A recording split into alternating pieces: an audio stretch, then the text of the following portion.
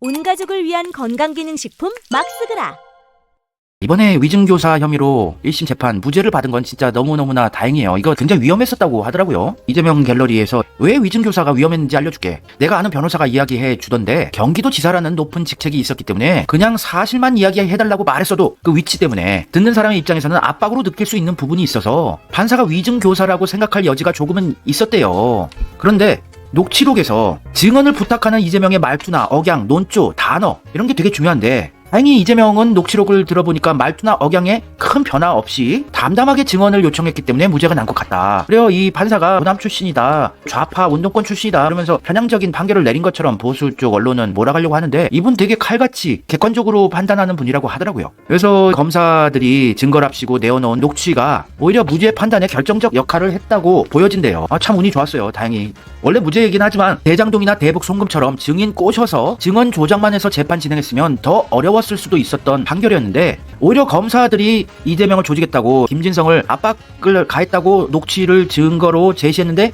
그 증거가 들어보니까 이게 그렇게 압박감을 주는 강요하는 듯한 말투나 뉘앙스 억양 아니었다 이렇게 느낀 거죠. 근데 그것도 위험한 게 인간이란 것은 아무리 재판을 판결을 객관적으로 내린다고 하더라도 느낌이 이재명이 억압하는 말투로 들을 수도 있어요. 완전 윤석열 쪽 판사였다면. 하여튼 다행이고요. 그래도 합리적으로 공정하게 판단을 내린 판사님 진심으로 감사드리고 판사 욕하고 압박하고 그러지 마세요. 공정한 판결을 내리실 수 있도록 재판관님에 대한 모멸적인 표현은 자제해 주시길 바랍니다. 이번 사건이 얼마나 똑같은 거였냐면 22년 전 사건을 다시 꺼내들었어요. 검찰이 정치 보복하겠다고. 이때 이재명이 검사 사칭 가담 혐의로 벌금 150만 원을 받아서 전과가 하나 있었던 거였는데 벌금 150만 원 받는 것도 너무 억울한 판결이었거든요. 근데 어떻게 22년 전 거를 뒤집어 까냅니까? 얼마나 깨끗하게 살아왔단 거예요, 이재명이. 문재인이나 이낙연도 22년 전 사건까지 다 파헤쳐서 윤석열까지 조사해보면 얼마나 더러운 게 나올까. 하여튼 이재명이 정말 깨끗하게 검증이 완료되어 가고 있는 상황입니다. 역대 정치인 중 이렇게 검증 빡시게 통과한 사람은 없었어요.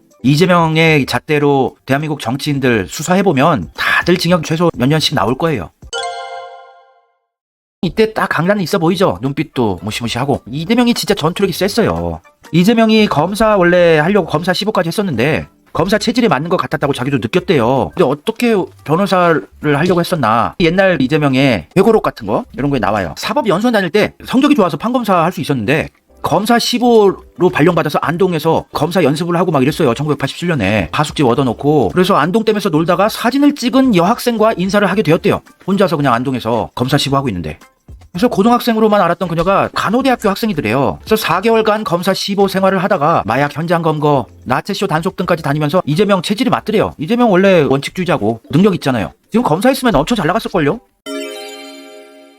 근데 검사 15 생활하는 도중에 가끔씩 그 여대생을 만나서 커피도 마시고 나름대로 깊이 있는 대화도 나눴었대요. 근데 88년 3월에 검사 15 끝날 무렵에 그녀가 뜨끔한 이야기를 한마디 하더래요. 그녀의 말인즉 내가 처음 만날 때는 사람이 선량해 보였는데 몇 달이 지난 지금 해보니까 사람을 보는 태도가 어쩐지 힐란조에 불량스럽대요. 거칠다고 사람이 변했다고 4달 사이에. 그래서 검사 4달 했다고 사람이 변할 정도니 이재명도 이때 아차 하고 정신이 번쩍 들더래요. 가짜는 검사 15의 권력에 빠져 그 권력을 누리고 있는 나를 발견하게 된 것이었다. 그래서 자기도 안동지청에서 책을 끌어안고 나오면서 확고하게 검사의 길을 포기하게 됐대요. 이렇게 자기가 그 말을 듣고 깨닫는 이재명도 대단해요. 여대생의 따끔한 충고가 없었더라면 이재명을 지금 정치판에서 볼 수가 없었겠죠. 서울중앙지검에서 되게 높은 검사하고 있었겠죠. 편하게 살았겠죠. 이재명도. 여대생이 귀인이긴 하지만 우리와 같은 민주주의를 지키려는 사람들은 이재명 인생에 있어서는 가시밭기 시작점이었어요. 이 여대생이. 근데 운명이란 게 있어서 또 다른 계기로 깨달았을 가능성도 있어요. 그죠? 이재명이. 그래서 한 사람의 한순간의 말이 한 사람의 인생을 바꾸기도 한다. 다른 계기가 있었을지는 알 수 없지만 그녀의 그 말이 없었다면 나는 사회운동가가 아닌 검사가, 그것도 권력과 체제에 안주하는 검사가 되었을 공산이 아주 크다. 바뀔 사람이니까 바뀐 거예요.